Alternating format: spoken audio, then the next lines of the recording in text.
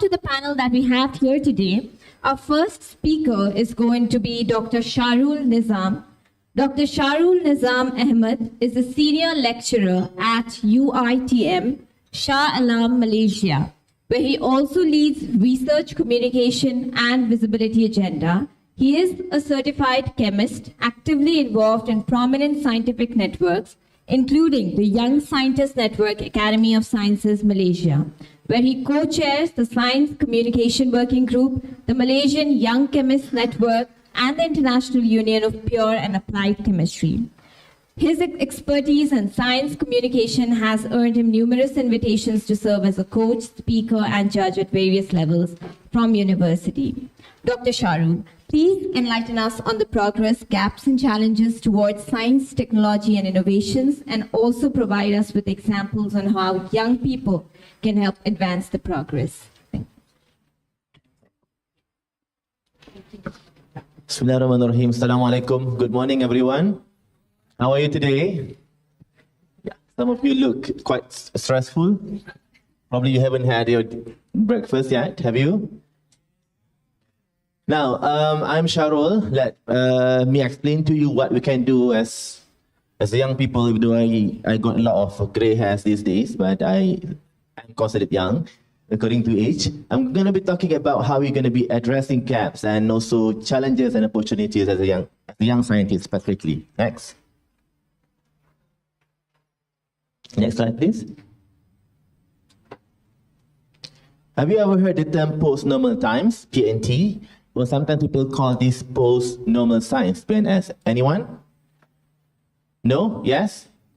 Now, we are in the very age that everything is very uncertain, right? And uncertainties cannot be abolished, but it is something that we have to manage. The combination of chaos, complexity, and contradiction will result in uncertainty. Just take one example yesterday, what happened in Kuala Lumpur. We got flash flood. Yeah, this is very common in Malaysia now. Every time it rains, then you will see something bad happen really, really fast. So it's very uncertain, global warming is happening, and it seems like there's nothing much that we can do as an individual. That's why, as a pack, as a group, as a network, there must be something bigger that we can do collectively. Next.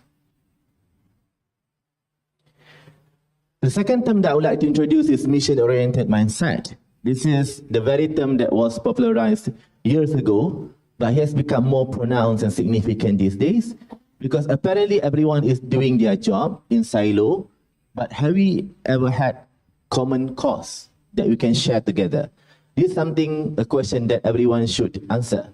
If we can share one common objective, one mission to finish and accomplish, I think whatever comes ahead, we can always fight against and combat.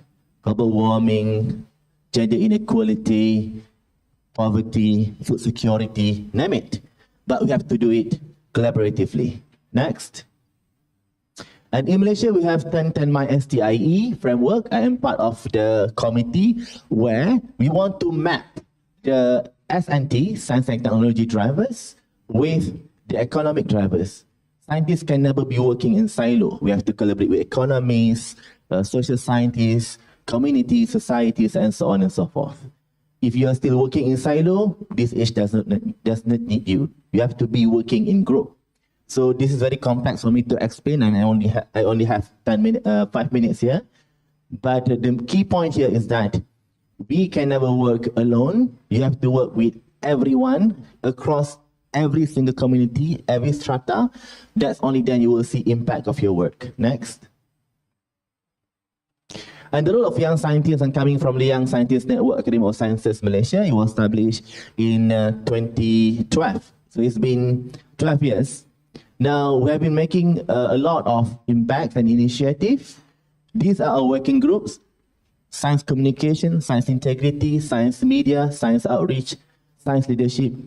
All these working groups work together to make sure that whatever we are doing in Malaysia has not only impacted society here locally, but also globally.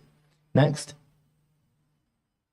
These are some highlights of the events. You can see that we have worked with Ministry of Education to train teachers so they can communicate to their school children more effectively. And we also work together with Ministry of Science, Technology and Innovation to make sure that the Minggu Science Negara is held successfully next. So there was me with, again, MOSTI, Ministry of Science, Technology and Innovation, where we train science officers and PTD so that they can have effective science communication. So any policy roadmaps can be communicated to the society more effectively. Next. Now, I have these 4 recommendations very easily. One is mission-oriented. Mission orientation. Everyone has to have one common mission to be accomplished. It can be many missions, but it have to be shared with many people. So only then we can see impact. So I think this is a cliche word that I use here, overused word, but it is very impactful only when it is done collaboratively. Number 2 is adaptability. We have to leave what is not relevant anymore. So probably we are so into our field and our work that sometimes we think it is relevant, but sometimes it is not. This is a wake-up call. It's 2024 and a big thing is coming. If you don't do anything now, something bad is going to happen. If not to us, it's to our next generation. And next is engagement in policy is very important. Scientists can never be working in lab with their beakers and instruments anymore. We have to reach out the policymakers, governments, NGOs. Last but not least is upholding integrity. I think whatever you are doing in this world to make sure that something is very impactful and meaningful, integrity must be upheld. This is something that we cannot run away and cannot be left behind. Thank you very much. Thank you, Dr. Shahrul, for actually signifying about a collective energy to combat the uncertainty of chaos, complexity, and contamination. We will come back to the questions from our audience. Thank you so much. At a later time, after our panelists are done with their first level of intervention. So please help sure that you note your questions and we will get back to you with our microphones later. Next, we would like to move on to Dr. Jasmine Begum. Jasmine leads Microsoft's corporate, external, and legal affairs for the ASEAN region, addressing issues at the intersection of technology, policy, and society in ASEAN. With over 30 years of award-winning experience, she brings extensive expertise in legal, policy, regulatory, geostrategy, and communications. With Microsoft as one of the more important stakeholders of the Global Digital Compact, Dr. Jasmine, please tell us more about driving the future of technology, especially in line with artificial intelligence and Global Digital Compact. Bismillah ar-Rahman ar-Rahim. Assalamu alaikum and a very good morning.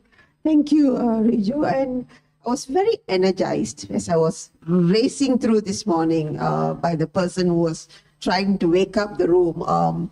And I was thinking, it's not been too long ago that I was in another youth-led discussion. And I went away with one realization. Our youth today are presented with so much opportunity, right? But there's one challenge. And I'm going to ask the room, may I stand up, please? I'm going to ask the room, right? There's one challenge that the youth today are facing. Can you tell me what is that one challenge today that we as you as youth, I'm a very old person, I don't fall into the youth in any jurisdiction. So my children, I have children your age. So can you tell me there's one policy challenge? Let me narrow it down. There's one policy challenge that today continues to hamper us. Take a wild guess. It's one guess.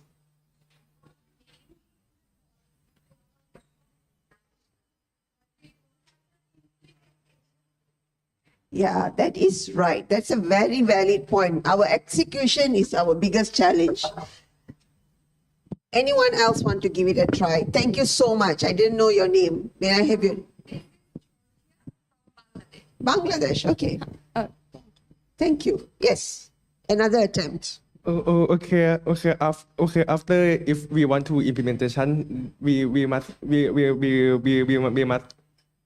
have finance to implement it. If we don't have finance, we can implement it and prototype it. Very valid point. Finance, execution finance is constant. Yes. I like how responsive is the crowd. Yeah. Hello, I'm Sinti from Malaysia, and I do think a huge challenge that you face is legal language, because like if they don't understand the language, it's very hard for them to intervene into and contribute towards policy making. I know this. I'm a lawyer, right? We try to complicate these things. But yes, good point. I see one more hand. Yes. He was. Should I? Yes, please. Hi, I'm Dhruv. And I feel like for youth, we are often asked to sit at the table, but we don't have the real power to make any change or decisions. So that is another policy-related challenge that I feel exists. Thank you. I think we know sort of where we are getting to, but one of the biggest challenge today is policymakers today were trained on analog policies. You live in a digital-led world today. None of the policies are made digital ground up. So you are being force-fed into an analog policy where the digital realm is so different, which results in everything that you have just said. Right? And that's the real problem. People think because our policymakers were from my era, and most of us were trained on analog policies, suddenly we think we can come in and just tweak our analog policies to change so that we can force feed some of this digital and say, hey, this is our digital policy. It is not. As a result of this, the lack of transformation between the analog policy into real digital policy, the challenges we are facing today is what you had presented. Right? I do want to sort of level set that as a foundation. There is no amount of discussion that will be able to solve any of the real issues if we do not actually address the foundational policy issue. I think Dr. Sharul did talk about how we are training our policymakers today, right? But more importantly, we need to make sure that tweaking analog policies will not solve the problem. With that, I will quickly go into my next slide. So we know what is the opportunity of the artificial intelligence and the emerging tech. This is a known phenomena. It is real. Artificial intelligence is not magic. It is mathematics. We know that too. And we recognize that the opportunity it presents. But again, artificial intelligence does not fall out of sky. It requires technology. It requires robust technology. It requires digital infrastructure. One of the biggest, greatest threat we have with artificial intelligence is people getting left behind because of the lack of digital infrastructure. While it is able to address some of the emerging needs, I think youth today are at the cusp of making a difference using artificial intelligence. I have made some recommendations on what we can look at and how can we drive some of the action points. But more importantly, we need to ensure that it is democratized. Artificial intelligence and emerging tech is not concentrated in just cities or smart cities. It has to be democratized. It has to be distributed, that everyone is able to access these technologies. Next slide, please. We talk about cooperation, and I do recognize the fact that collaboration and cooperation is going to be important, especially in ensuring what we want to achieve with the Sustainable Development Goals. I think all 17 of the Sustainable Development Goals are critical that we look at it from with the foundation of technology enabling and accelerating it. We know we have had some setback due to COVID, but how can we now use some of these emerging tech and ensure that we have our young people, our youth contributing and making a difference, also using the GDC platform. Finally, on my third slide, I talk about my recommendations. Hopefully, we are able to address some of these recommendations as part of the Summit of the Future, but I do want to call out two things on my recommendation. It is not groundbreaking, it is not new, but I do want to recognize this. When I graduated from a law school 30 years ago, the length of my degree, the lifespan of my degree was 15 years. Today, the lifespan of a degree, an undergraduate degree, is less than 15 months. That is scary.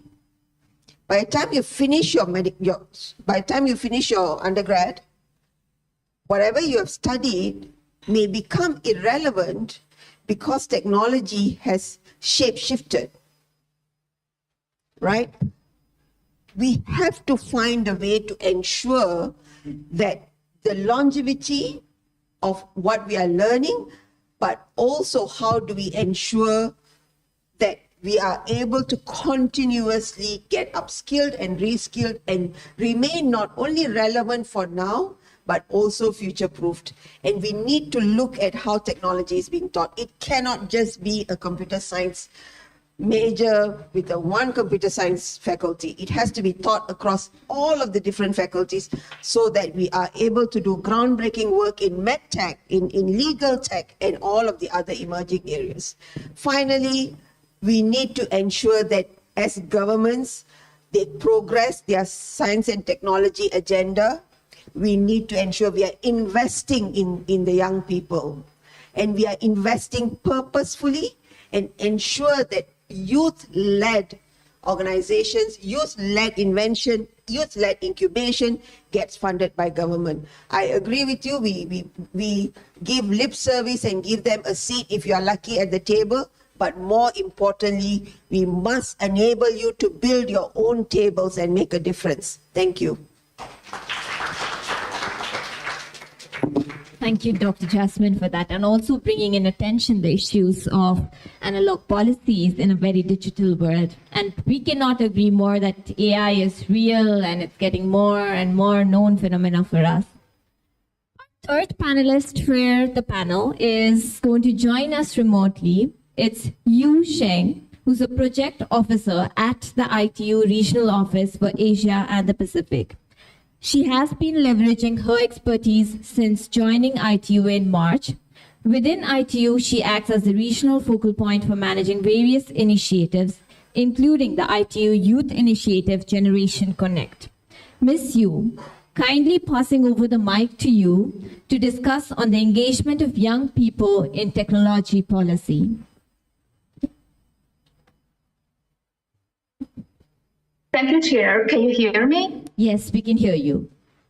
Thank you so much. Perfect.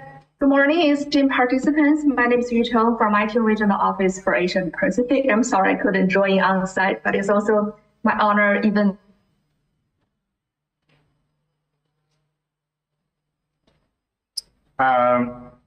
We lost you there, Yu Cheng.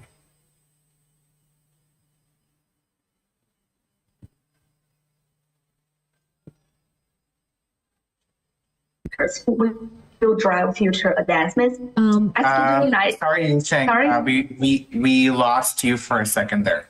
Oh, okay. You're back now, though. Yeah, you might Can you want to hear me start now? again. Yes, yes. We can hear you now.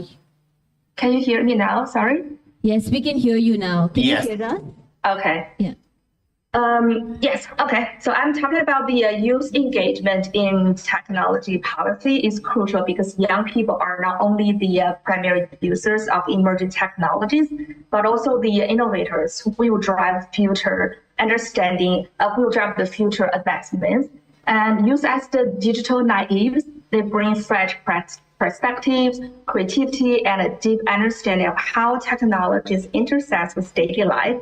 And however, despite their central role, young people often find themselves excluded from the key policy discussions and decision-making process related to technology, especially in the Asia and the Pacific region. And also when it's come to the human science, technology, and innovation ecosystem, the engagement of young people in this ecosystem remains limited, despite the fact that they are the key stakeholders in both the present and future landscape of the ICTI.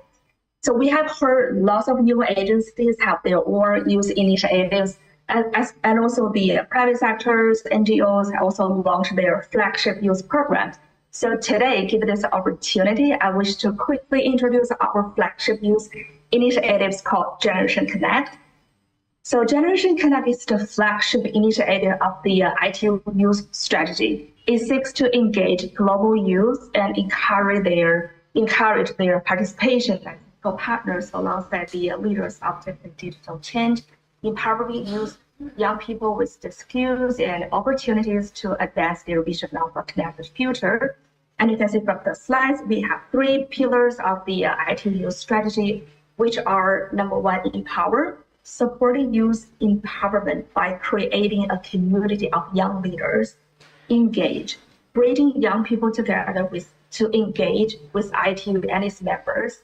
Last but not least, participate, fostering youth dialogue and participation in ITU activities and decision-making process. So ITU is committed to integrating young people as central actors in the global digital landscape. Next slide, please. Thank you. So talking about the progress we have achieved, in February 2021, the ITU Regional Office began its Generation Connect regional campaign to establish the Generation Connect Asia and the Pacific Youth Group. We received over 100 nominations and 26 members from 14 countries were selected to start this initiative. And also in February 2024, this year, we organized the second recruitment process for the new cohort of the GCISP Youth Envoys and selected 21 youth from 7 countries as the new batch with perfect gender balance. So, and those all youth envoys are all officially nominated by the member states, by their administrations. So you may see the picture on the right.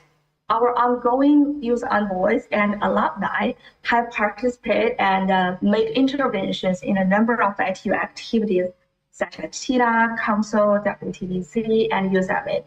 So they are not just invited as speakers for a specific event or conference, they are part of the whole program. So they have been deeply involved, for example, in the Girls ICT Days, Child Protection, e-waste, and also Smart Villages, Smart Islands, etc. We also offer them the opportunity to attend other international meetings outside ITU. For example, our youth envoys physically joined Huawei's annual flagship program called Seeds for the Future from 2022 to 2024 in China and Thailand.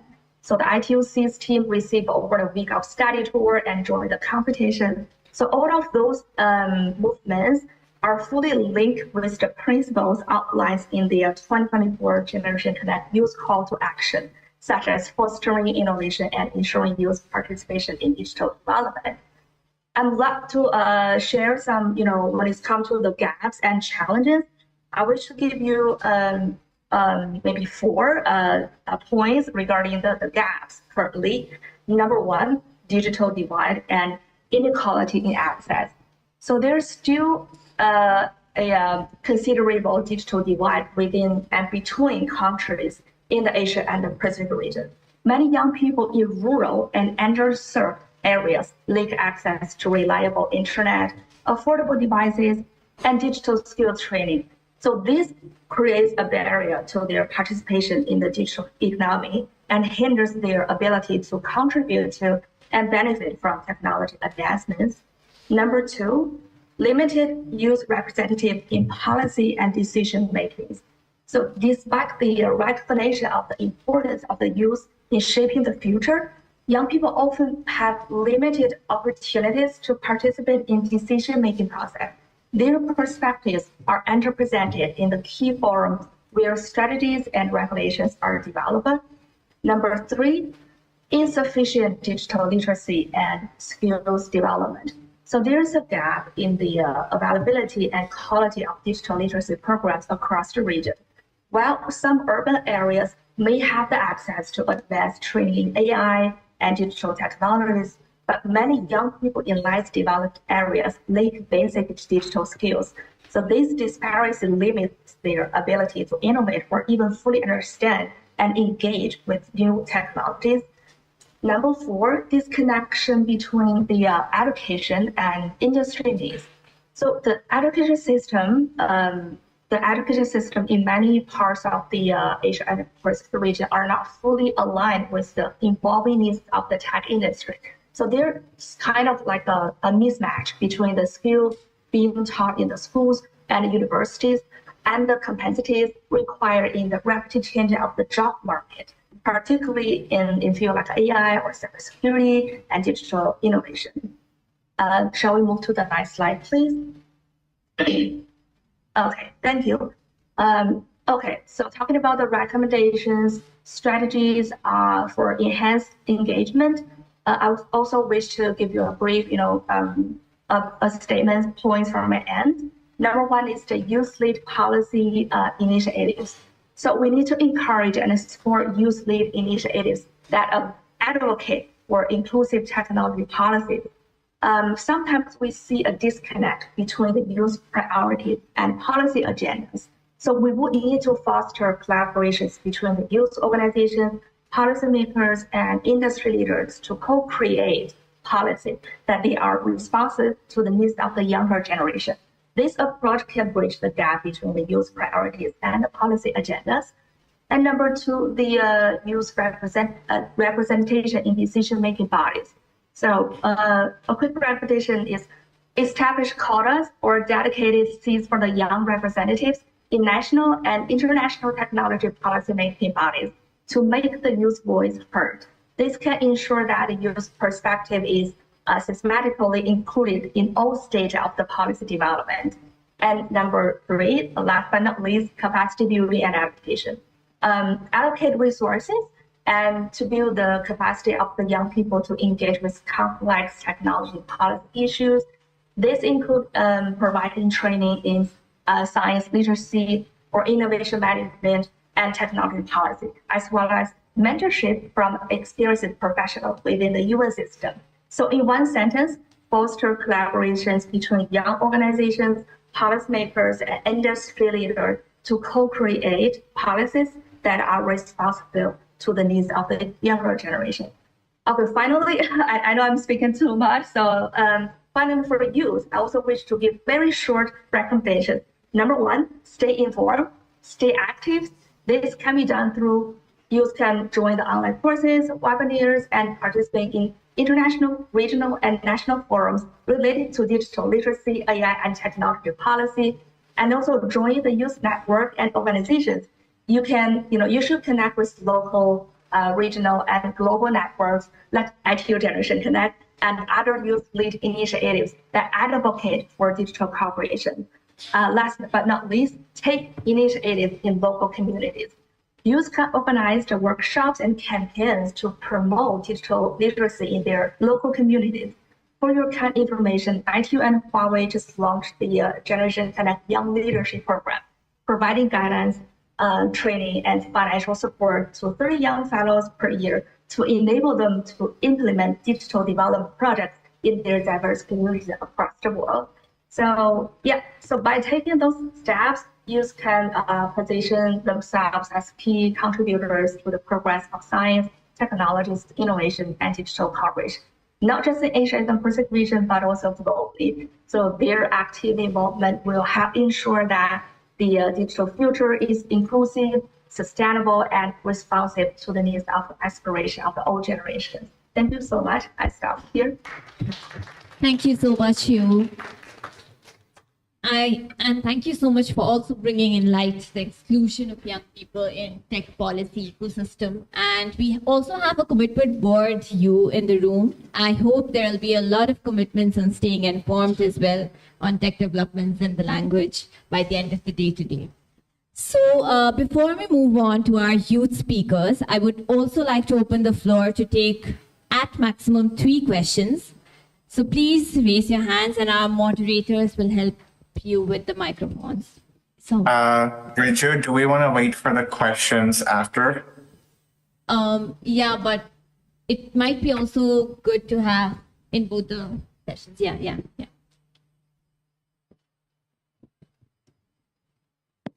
Hello, good morning, everyone. My name is Dina. I am from Indonesia. I'm working with the Yale Harvard Girls International. So I have a question. Since we are talking about digital DeFi technology, also navigating how to ensure meaningful youth participation, the data from the UNFPA by 2025 stated that the global median age will be 32 years old. And it means that this demographic shift requires a deeper look into how we can challenge the leadership in the digital age itself. However, we also have the data that the tech giants rep benefits from a data market more than like $255 million. However, young people like us in here are still also navigating the complexities of the digital economy and leaving them still stuck in the so-called digital poverty. So my question now, what can we do about it as like you are also working in this kind of so-called digital business, and how we can also explore and implement ethical business model that priorities user safety and also ensure fair compensation and maintain transparency by promoting the business practice that are practically accountable and oriented towards the well-being of the users. And then we can also create digital landscape that empowers young people rather than exploiting them. Thank you. Thank you, Dina. Do you also have a panelist that you want to direct the question to?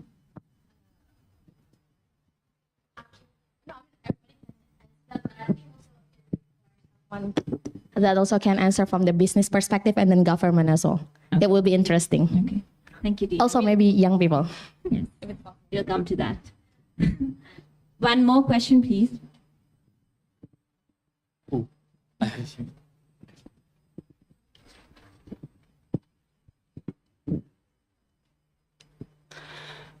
Good morning. Namaste, everyone. I am Arjun from Nepal, affiliated with the Blind Youth Association. Actually, we are believing on 3 pillars: collaboration, cooperation, and coexistence are the key to be succeed. Right now, I'm going to ask a question to the panelists. How can the Asia Pacific region leverage advancement in science, technology, and digital cooperation to enhance accessibility for blind and visually impaired youth, ensuring they are at the forefront of innovation, fully integrated into the region's digital future? Thank you.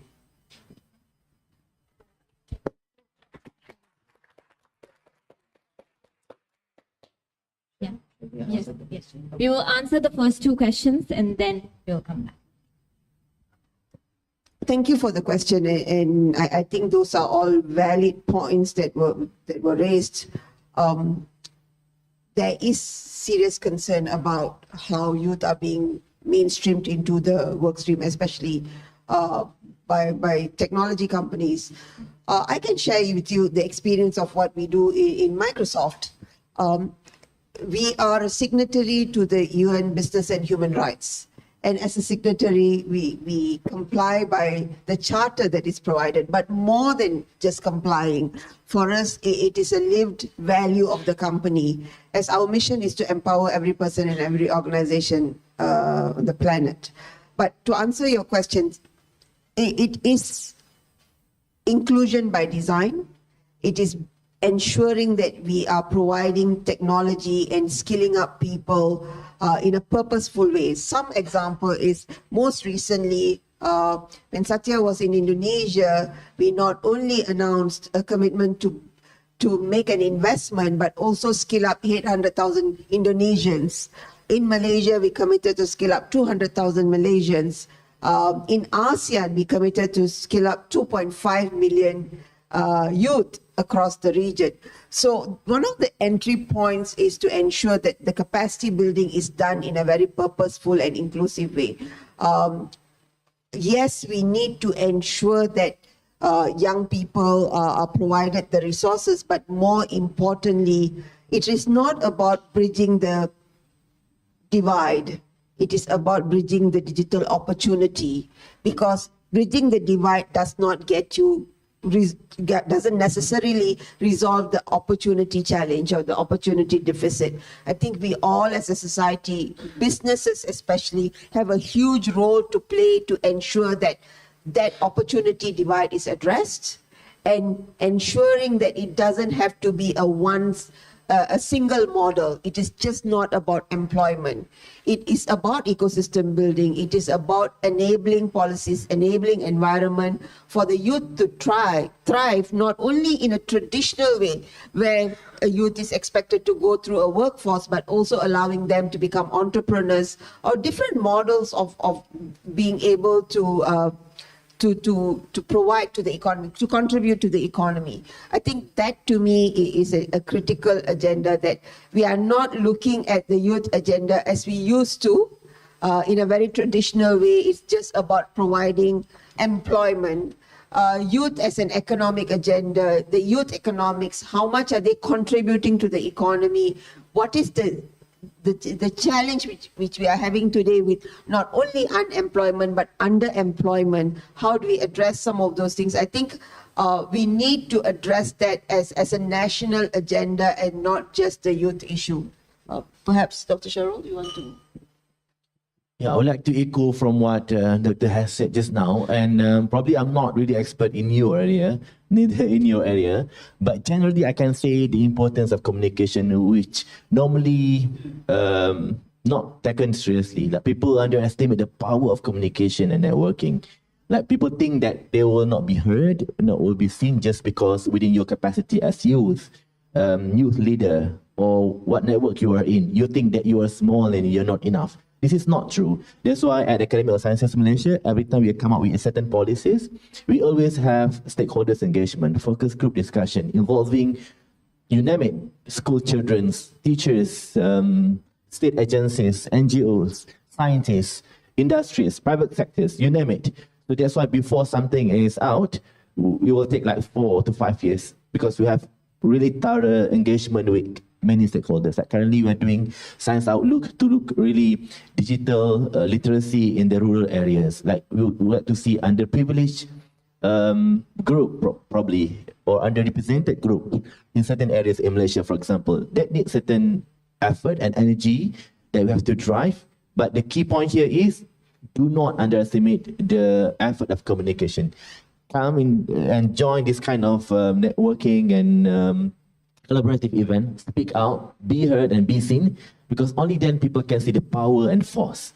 If you keep to yourself and you're communicating among yourself alone, then you will go nowhere. So I can say generally, do not underestimate the importance of communication.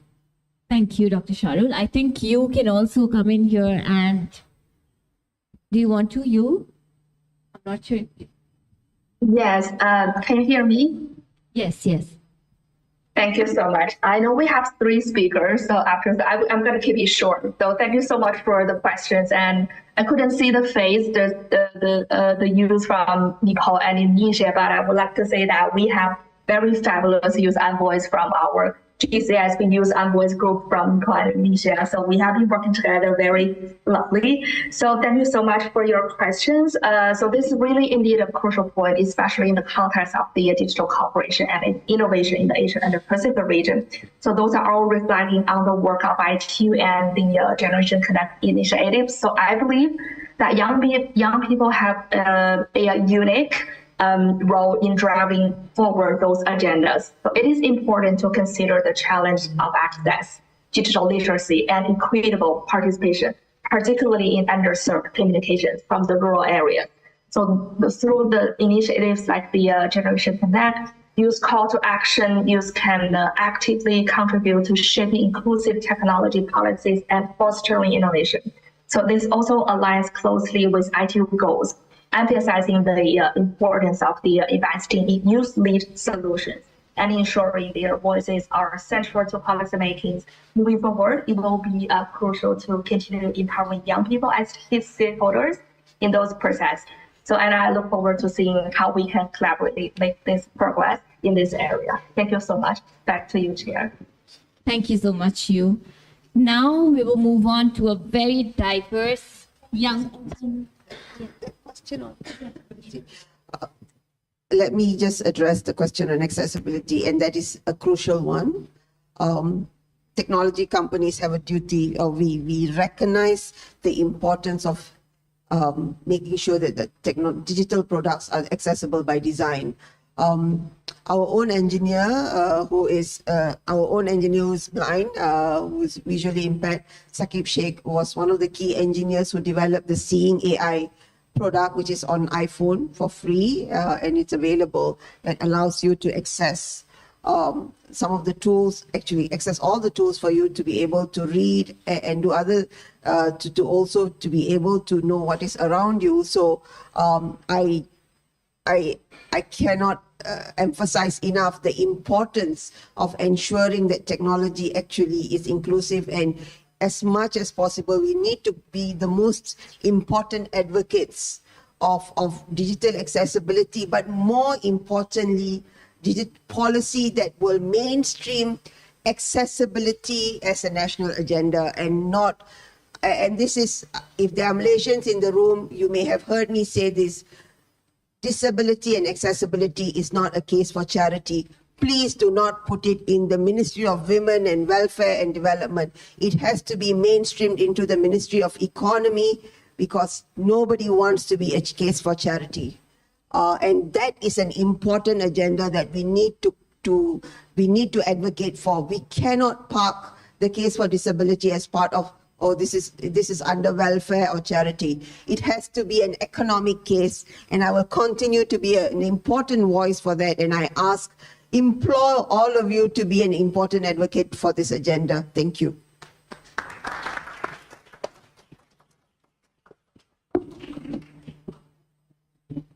Thank you, Dr. Jasmine, for that.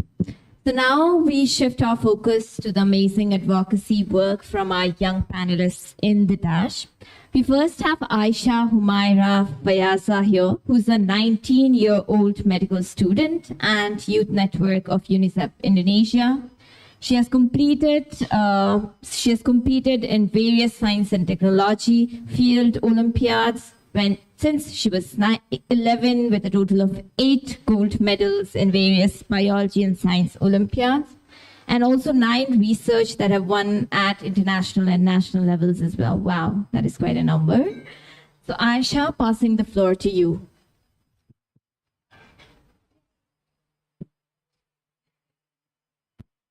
Hello, everyone. Good morning.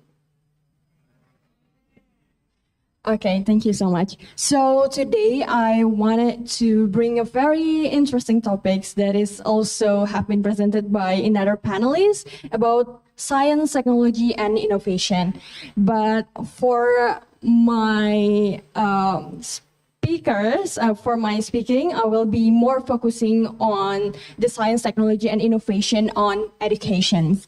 So looking back at science, technology, and innovation, it is a very, very important things. There is, like Yash said on the previous panel, that it is not on the sustainable development goals, but it is correlate and also impacting all of the sustainable development goals.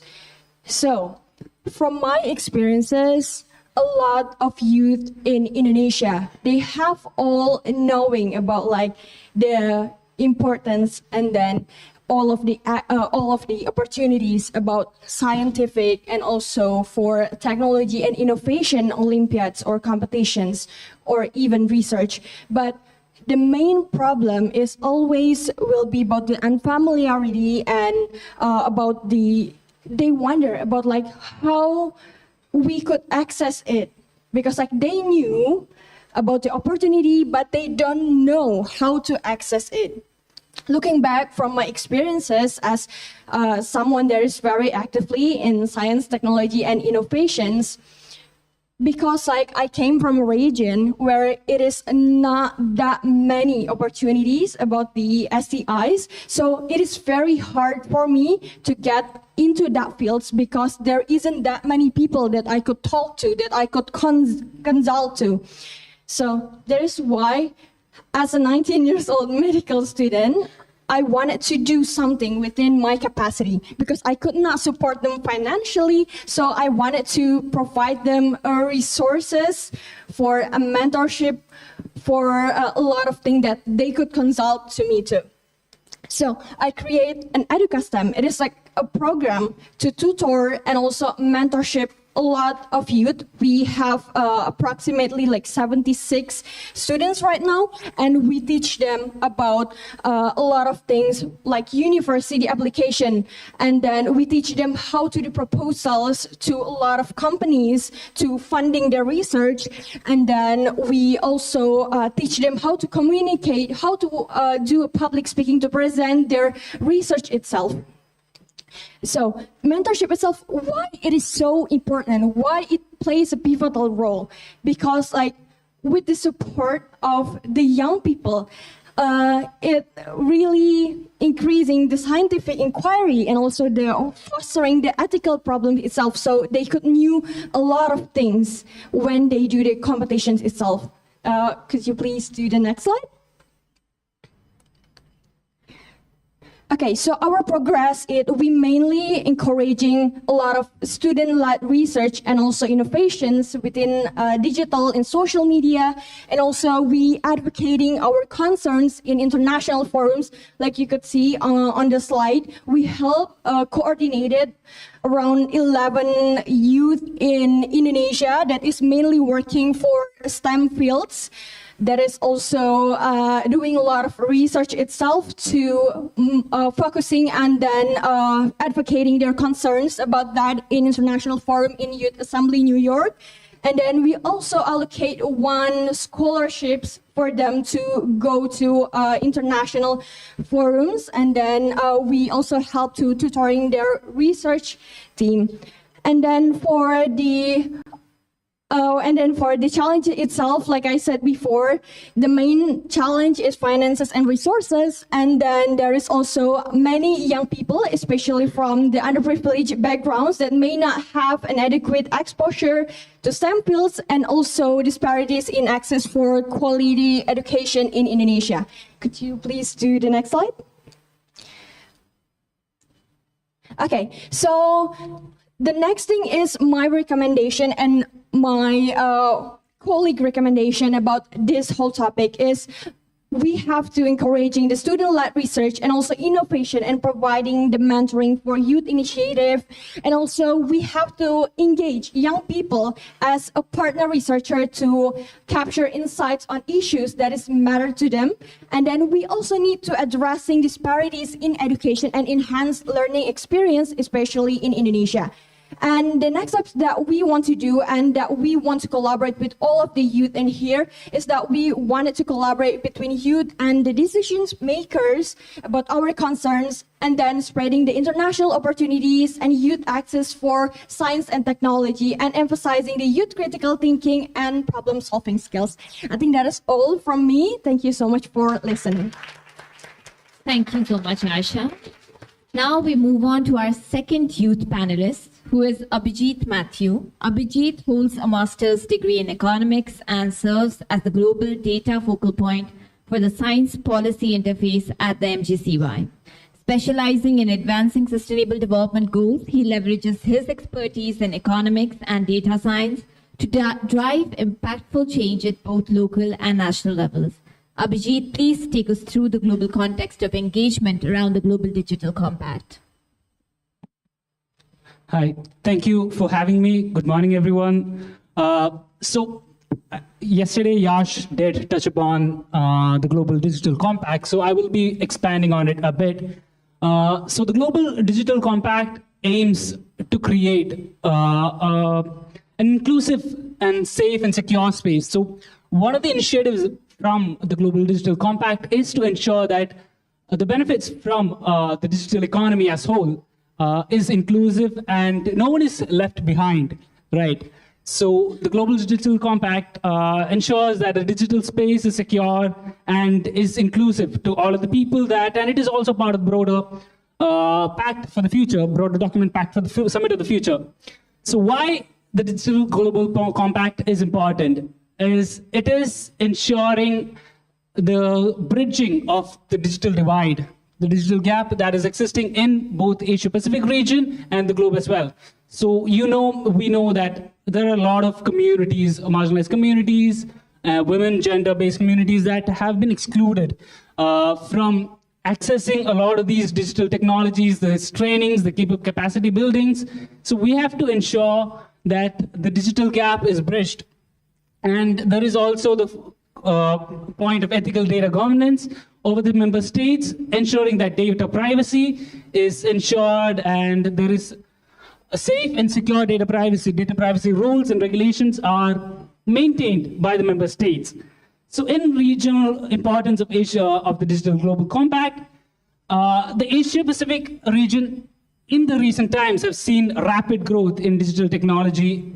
A lot of the member states, a lot of the cities have been encouraging and taking up a digital transformation in the cities. And the regional's economic and social development is highly impacted by the digital transformation that is required at the end. So what the Global Digital Compact tries to do is to bring in these factors to ensure that the inclusion, the safe space is generated for all of these member states, the stakeholders, so that it is accessible to all of the participations and all the people. Next slide, please.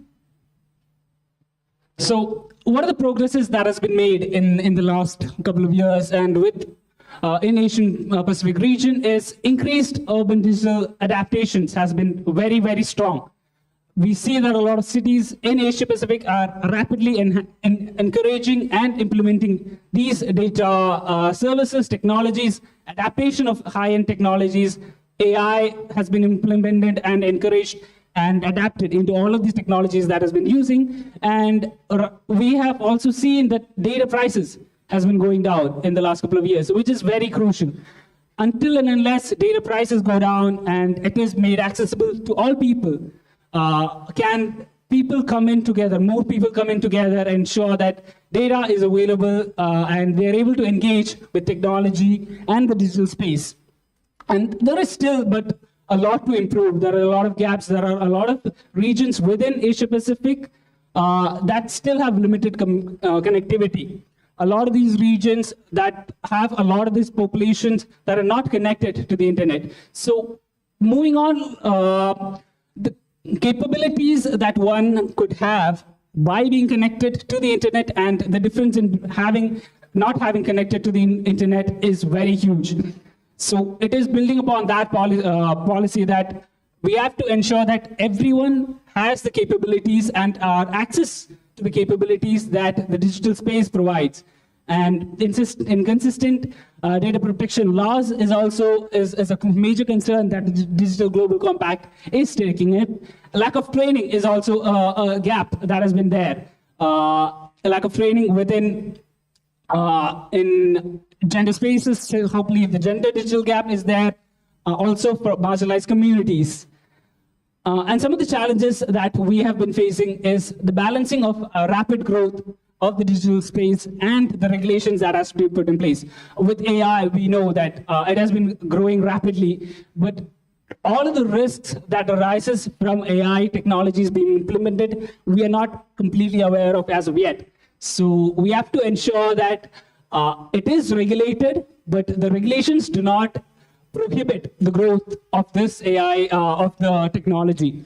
And encouraging cross-border digital cooperation is also very crucial, right? So within the member states itself, they have to encourage that the best practices that are being used by these states has to be shared. And a lot of these data, the digital sciences, are open and accessible to all of the people. And ensuring inclusion of digital technologies, digital spaces is also very crucial. Open Science is a project taken up by UNESCO to ensure that all data, the scientific journals, are trying to be put out to a public domain so that not anyone is not left behind from having access. You know that a lot of these scientific journals have very, very high costs, and this makes it so that not all researchers have access to a lot of these digital journals, which creates a gap. So bridging this gap is what we as young people should advocate for and ensure that. Next slide, please. So what are some of the recommendations that we could go for is to coordinate regional policies and cohesive digital governance. So we have seen that in some states in Asia Pacific, the data privacy, data regulation rules are strong, but in other states it's not. So we have to ensure that these member states come together, a discussion is made to ensure that a regional digital privacy law, a regional governance is put in place. And another thing that is, I think, very crucial is to promote public-private infrastructure and public-private partnerships, because all of these tech giants, they have a lot of capability for investments within the government space. Bringing up a digital public infrastructure is also very crucial. And development of AI frameworks to the Asia Pacific's diverse economies. We have very diverse economies, and through that, the risks and the regulations that has to come in place is also very diverse as well. As I've said, ensuring inclusion as well. And also, we also have a lot of possibilities to engage with high-level forums, young people as such. So with the MGCY, we have been collaborating with the UN Stats Division in hosting datathons as well. So this is one platform that could be engaged, and encouraging youth participation in digital policy, bringing sure that young people are included in the policy making for digital technologies as well. Thank you. Thank you so much, Abhishek, for bringing in light, more context around the Global Digital Compact. Last but not the least, we have our panel from Vietnam, who's Vu Thi Trang. Vu Thi has joined the Vietnet ICT in 2019 and acted as head of program department for Youth Internet Governance Forum Vietnam, under the cooperation between Vietnet, ITC, and the SecDev Foundation. It provides a platform which involves engagement among multi-stakeholders to raise awareness of Vietnamese youth about internet governance and encourages them to actively participate more in internet-related strategies and policy-making processes. Today, Vu will talk to us about online gender-based violence, digital divide, and digital security. Over to you, Vu. So hello everyone, thank you so much for having me today. So I will start my talk about the online gender-based violence, digital divide, and digital security. So let's come back to the past. I think that I don't have to mention so much about the benefits and also the disadvantages that the internet brings to us. But I think in the Vietnam context, 10 years ago, Vietnam is still a developing country, and we bring the major economies still come from the agriculture. So 10 years ago, we just talked about the digital device, how we can get the digital infrastructure for everyone. But now we have to talk about the digital inclusion that Abhishek has just mentioned. So it is like we have to equip the digital literacy for people as well. And I also remember one question that she needs the audience, that she needs the opinions both from the private sector and also the public sector. So this is also another reason why we have the Internet Governance Forum in Vietnam, based in the context that in 2019, according to a Microsoft report, Vietnam ranked 5 in among 25 in digital invisibility. And you know that Vietnam has about 100 million of population, but we have nearly 70 million of the internet user. So this is a really huge number, but the poor ranking has provoked an alarm that we need to create a more healthy environment for the internet user. So that's the reason why the Youth Internet Vietnam Governance Forum was initiated in Vietnam in 2019 with the aim with the 3 aims. The first one is that we can create a network for the young leaders who have the same interest about the digital literacy. The second one is that involve the young people into the internet policy making process. It will also involve the multi-stakeholders from the private sector, the public sectors, and also the academia, government agencies to collaborate. We also conduct this kind of program into both the version online and also offline. Please, next slide. I have to mention again that in Vietnam, the young people use social media a lot, and the main social app is the Facebook and TikTok. So for the online activities, we run very many media campaigns on the TikTok and Facebook. For example, in TikTok, we conducted a media campaign like a TikTok dance challenge. So we will use the catchy songs and also the activities related to the digital literacies for them, and this is very viral on the internet. And also for the Facebook we conduct many the competitions and also the campaigns like we don't reveal the secrets on the internet, something like that. And the main activities for us is the offline activity that we will bring about 100 youth ambassador who share the same interests about the digital literacy, and in a 3-day forum. In that session, we will divide the youth ambassador into some sessions. Like this group is for the private sector, this group is for the public sector, CSO, and also the academia. And they will discuss about the internet-related issues like the digital identity and the digital privacy, something like that. Why we implemented the program related to digital literacy, we have found some problems with the many the sectors. For example, the business. I want to show you some difficulties that the business have to face. They have to adapt with the digital transformation, but they still have to make their solutions accessible to everyone. And also for the digital gap, we think that if we have a digital divide, it will narrow the gap. But also, especially during the COVID-19 pandemic, we see the very the outstanding problem is that for the poor families, they don't have enough conditions to have a digital device. So that's prevented them from the adequate education. And next slide, please. So for the recommendations that we received from the Internet Governance Forum, so yes, of course, we need the collaboration between the multi-stakeholder from the private sector and civil societies. For example, I want to emphasize on the private sectors that there are some implementations that they can do. For example, they can add more the layers of authentication on their digital infrastructure, ensure the infrastructure like the network 5G or the AI technology, something like that. Just a small example is that for the banking transfer, because right now for the small transaction, you can use the 2 layers authentication. But if for the very huge transaction, the business needs to add more layers like a second app for the user to get the password. But I want to ask how many people are willing to just install another app just to get the password for the banking transfer. So this is also another problem for the private sectors to just both increase the digital security and also the convenience for the user. This is really a problem and the recommendations for them.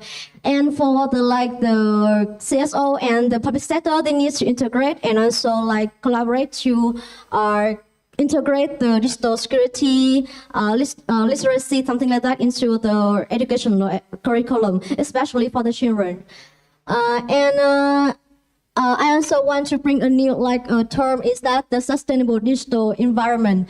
For example, it's just only the temporary the support for the people, but also it will last both in the digital device and also the digital literacy. So thank you so much for my speech, and yeah, thank you.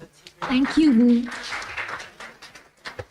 Before we yes, Yash, do you want to take over?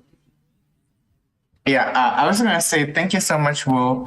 Thank you so much to all the panelists. We appreciate your insights deeply and all the knowledge that you have shared. I think we're out of time, Riju, are we? Or do we have a minute? I think we can take 2 questions from the floor, Yash, before we close. 2 more questions. Okay, maybe we'll do 1 question and then closing. Sure. Are there any questions online?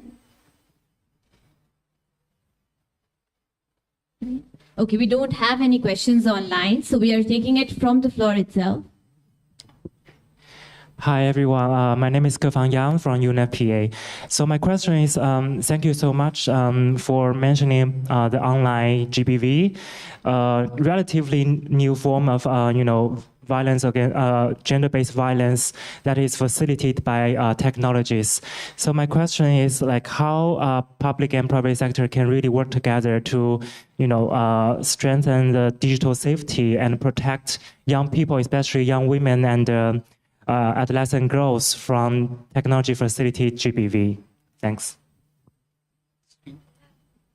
Anybody in the panel who would like to take the question?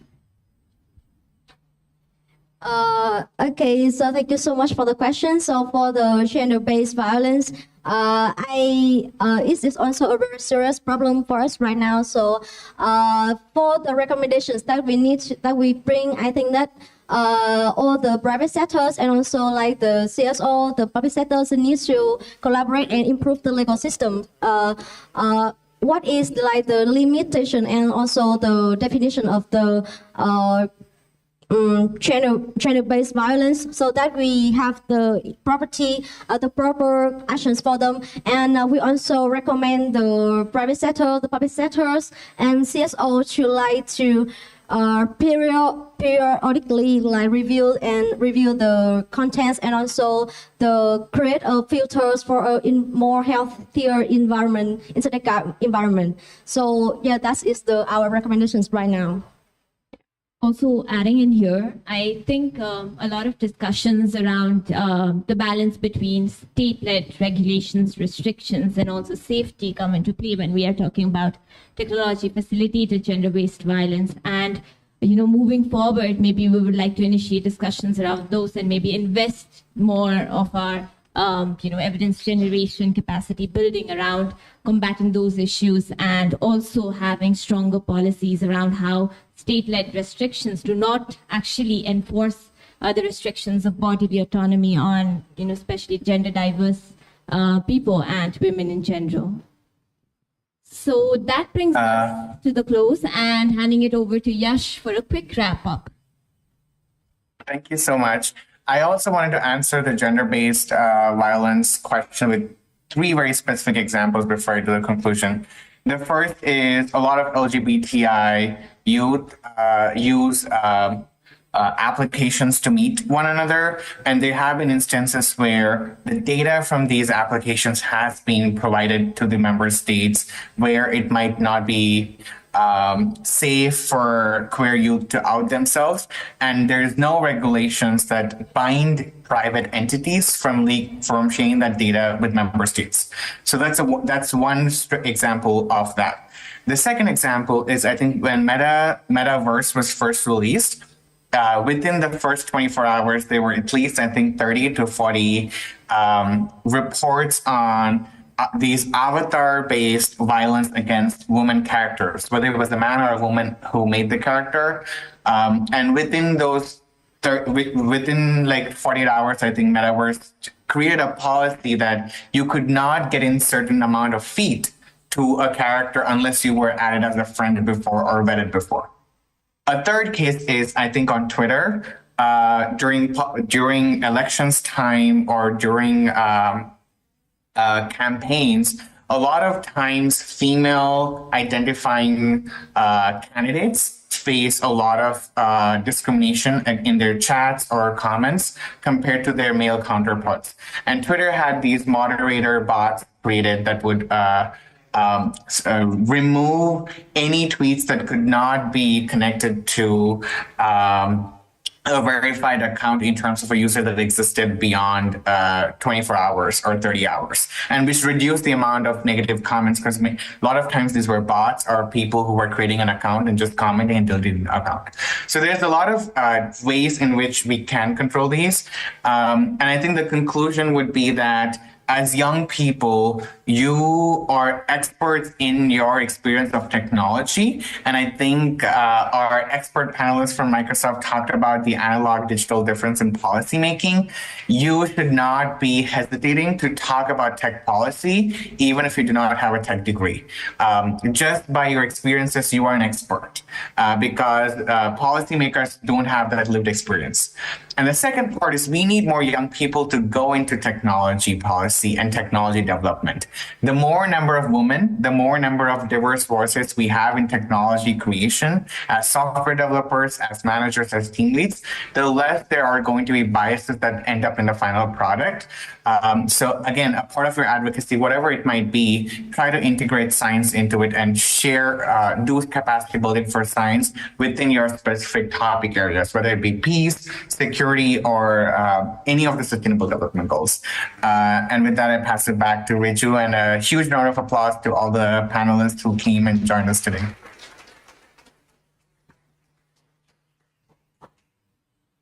Thank you, Yash. Thank you, everyone, for joining us and sharing your insights. With this, we close the panel and move on to the next agenda. Thank you.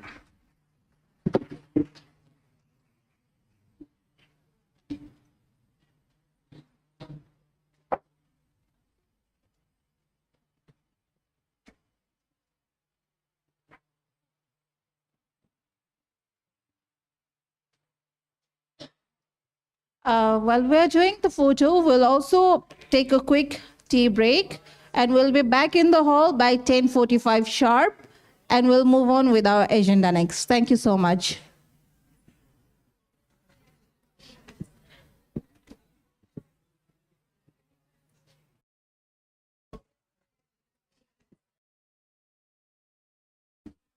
You as well. Do you want to turn your camera on?